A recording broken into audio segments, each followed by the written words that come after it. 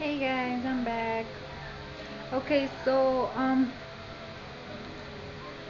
you guys been asking me what have I learned about being in a group, and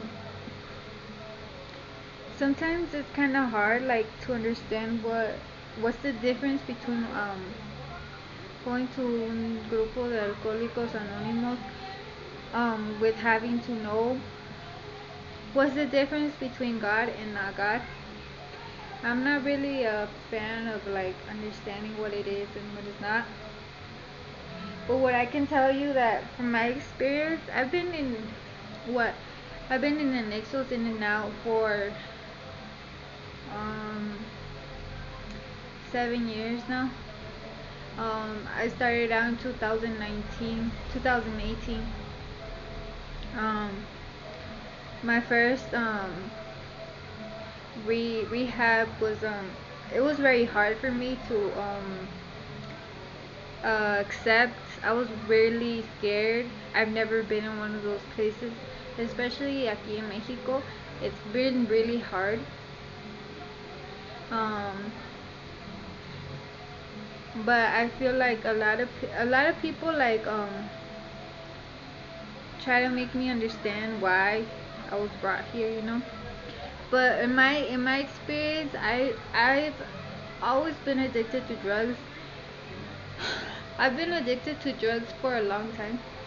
I started out when I was 11 years old. When I was 11 years old, I'm 26 now. So if we do the count, it's 11, 12, 13, 14, 15, 16, 17, 18, 19, 20, 1, 2, 3, 4, 5, 6, 16 years. Um, yeah, I quit like a year and a half. They put me back in rehab. I know rehab, I mean, it's kind of, it's kind of funny the story because when I got out, I didn't expect that I was gonna go back again. I didn't expect that I was gonna go back to rehab. And coming shortly, they like they did me like the stab in the back work, and my family locked me back again. But I was already really bad. Like I was hearing things, I was seeing things, and that's where I come to my topic, you know.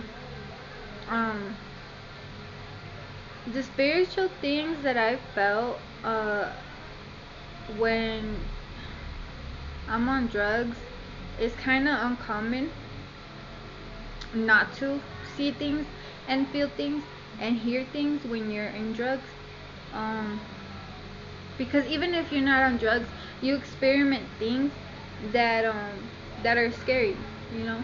And so a long time ago when I was in rehab, these pastors came to the classroom, and they gave us a like a since it was like a not a Christian rehab, but it had a lot to do with God because it's an Alcohólicos Anónimos.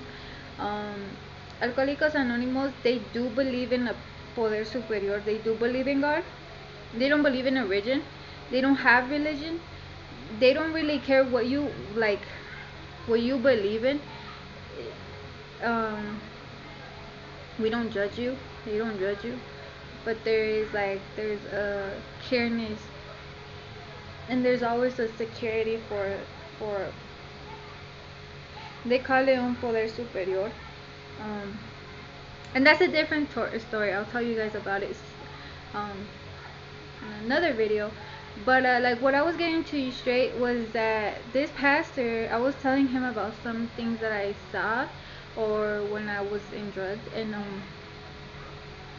he's like, it's because there's a difference between science and what's really going on with you.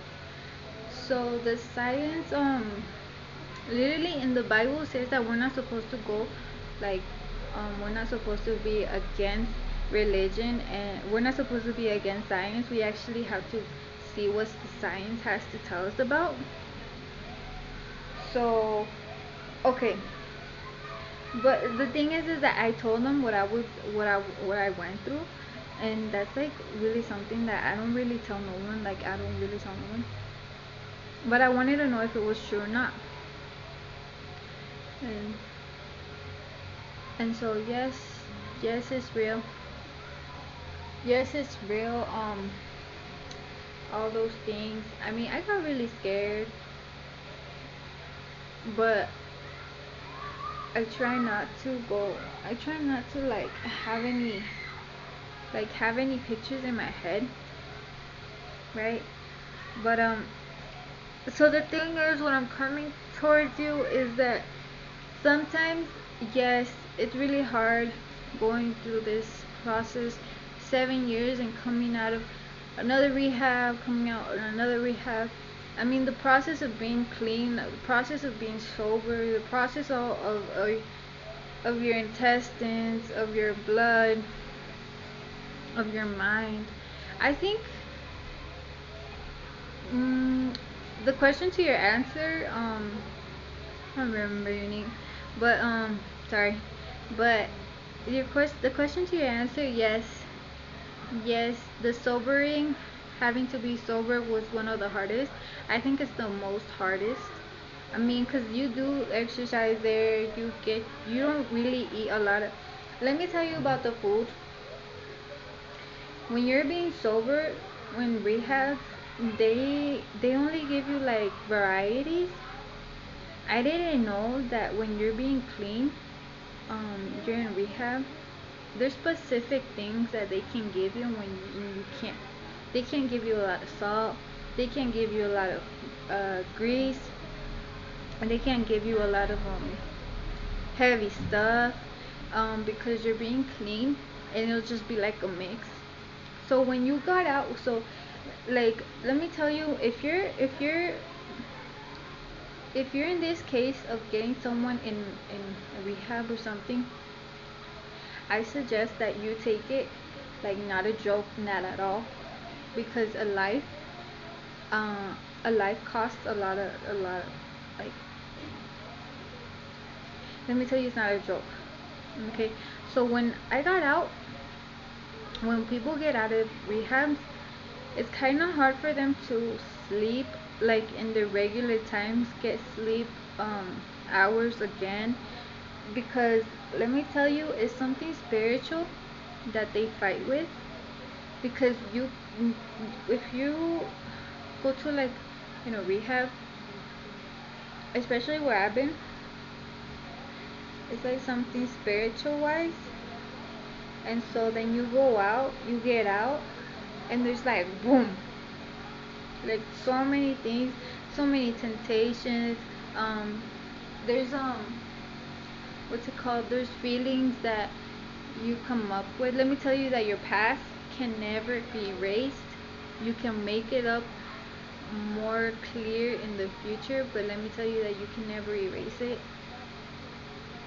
um so there's so many things that happen, but it's kind of hard. It's kind of hard being sober outside. um there's different things you have to make sure of your diet again. You have to go to the dentist. You have to go to the doctor, see if anything's wrong. Like, not only that, you have to go to therapy. Like, there's a lot of things, that you have to do. Especially if you have like a if you have if you have this addiction like me. uh I've been sober for almost 2 years now. I'm sober for 2 years, and it feels good. It feels okay. It doesn't feel bad. It doesn't feel like I'm gonna die. But I think it worked out for me. I think I really don't want to ever be back in that life. Um. Okay, so my suggestion to you is that if you ever gonna put someone in rehab or you're thinking about it, just make sure, like, don't do it because you're gonna, like, because they make you mad, or because this and that, or because this and that. Don't ever do things when you're mad. That's one thing that God always tells us. Don't do things when you're mad. Uh, what's another thing? I mean, okay, so it's kind of crazy what I'm gonna say, but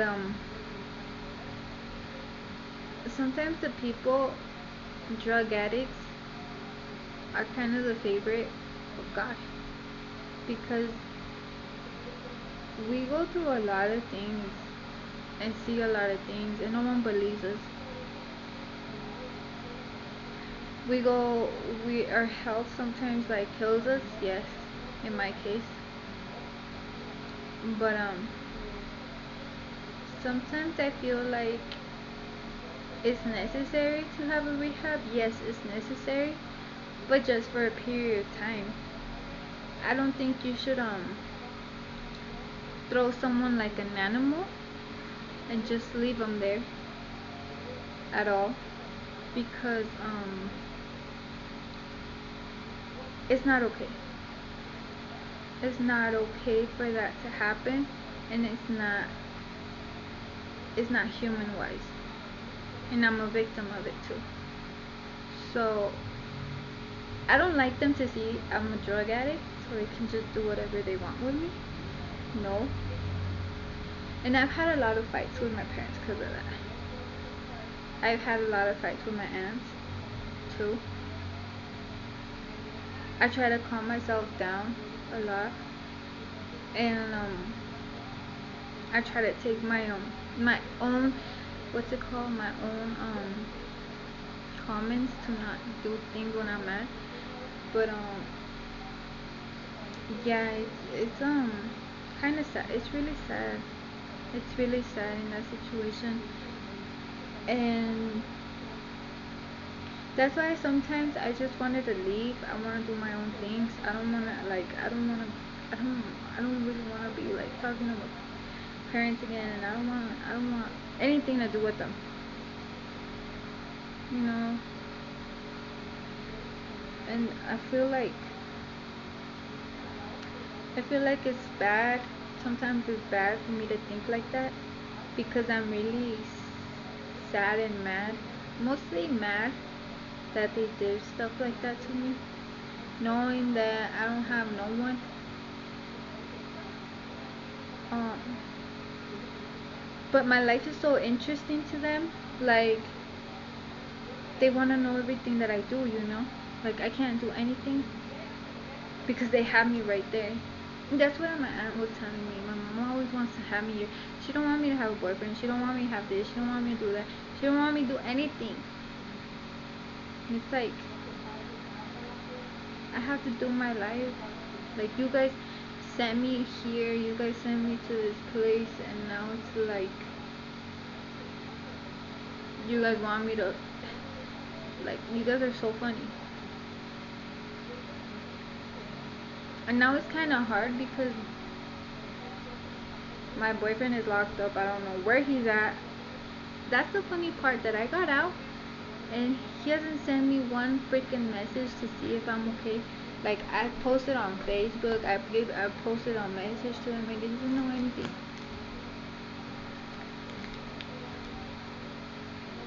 My house is taken, and she keeps saying that that's not my house, like that's not my house, like go do your own life, like go do your own house. She has the key to the house. I'm just like, damn nigga, why are you here?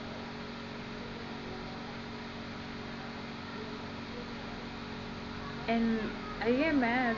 I get really fucking mad. Not only with them, but also with God. With God, I got really so much fucking mad. I was so mad with them. I was like, you're telling me this, you're telling me that. I hear things, and you tell me things, and this, and it's like all bad. It's all freaking bad. And I messed up. I had a lot of mistakes. Did have a lot of things. Sometimes I don't. And that's where I get to my part. I feel like sometimes God talks to us before we go through things.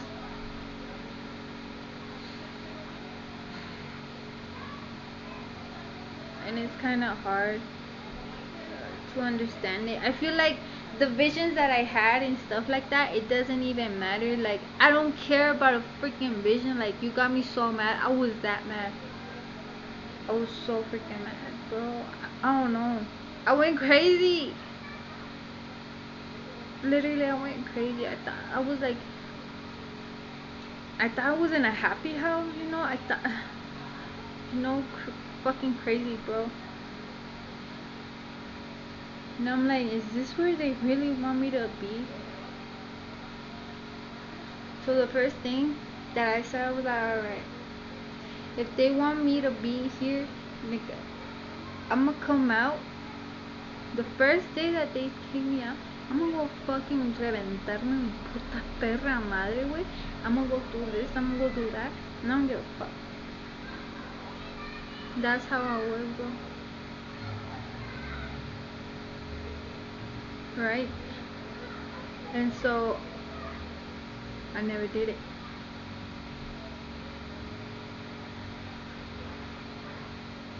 But I'm like, what do they get with me being okay? Like, you guys are freaking.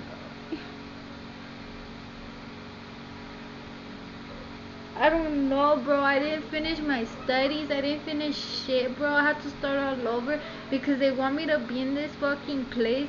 Fuck, man. Like, I don't even know who to freaking claim. Like, you or them.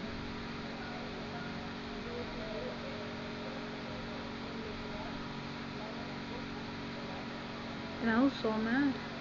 Bro, I had so much. Nah, man, they had to work with me. Literally, I don't know how they did, bro. It's been no fucking work with them.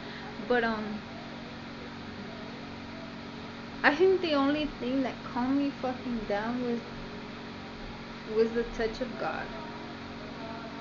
The fucking grace that He gives me. Because honestly, no one, a mí no me cae bien nadie, güey. Ya nadie, güey. Neta, güey. Nadie, güey. Ya. Nadie. No me caen, güey. No. I can talk to you. I can tell you this. But I don't care. And sometimes I try to have fucking patience. That's one thing that I have. I'm impatient as fuck. Like, I need shit now and I need it now. If you can't have it, then don't talk to me or leave or I don't know. Dip. And that's one thing that I hate about me is that I don't know what I feel in my heart. So that's why I'm telling you, and if you want to take this advice, take it. But if you're gonna honestly try to help someone out, help them as if they were helping you out. I don't think it would be happy or clear for them to treat you how you treat them. So the first thing that I consider ever is literally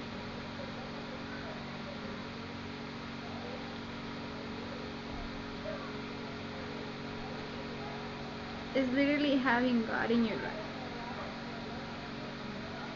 If you have faith that everything's gonna be alright, and you have faith that God has justice, and you have faith that He's gonna take care of you while you're in a freaking beast life,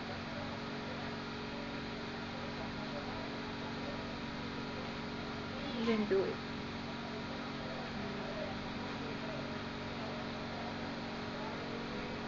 But honestly, don't ever do it because you're mad at them, or don't do it because you seem like a drug addict, or don't do it if you're just trying to do it or get rid of them, because that feels like shit. And it does feel like shit. I mean, I don't want to say anything that hurts them, But I consider you there's a lot of places. It's scary. It's scary that sometimes you have family that thinks like that, and it's scary.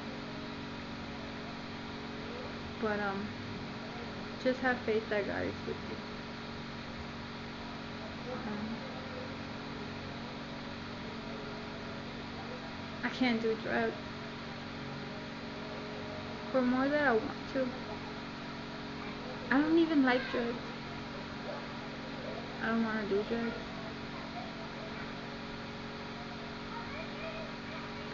I'm clean. I'm sober. I've been clean, but I consider you um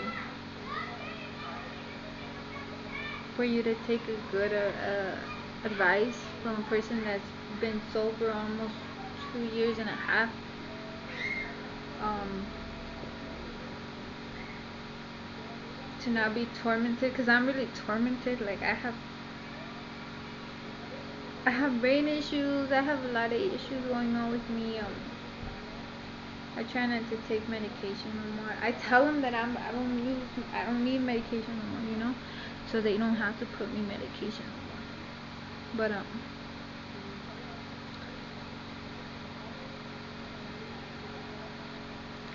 life sometimes is okay. It's it's okay without anything like that. Mm,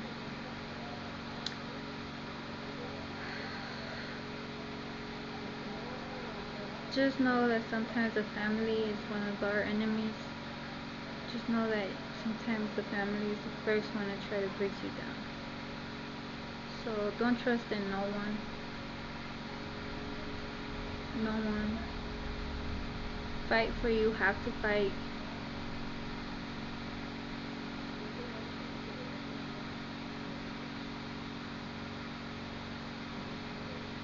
But whatever. Whatever. Um, I I try. Well, back to the question that was telling me. Yeah. So there's a lot of things that happen.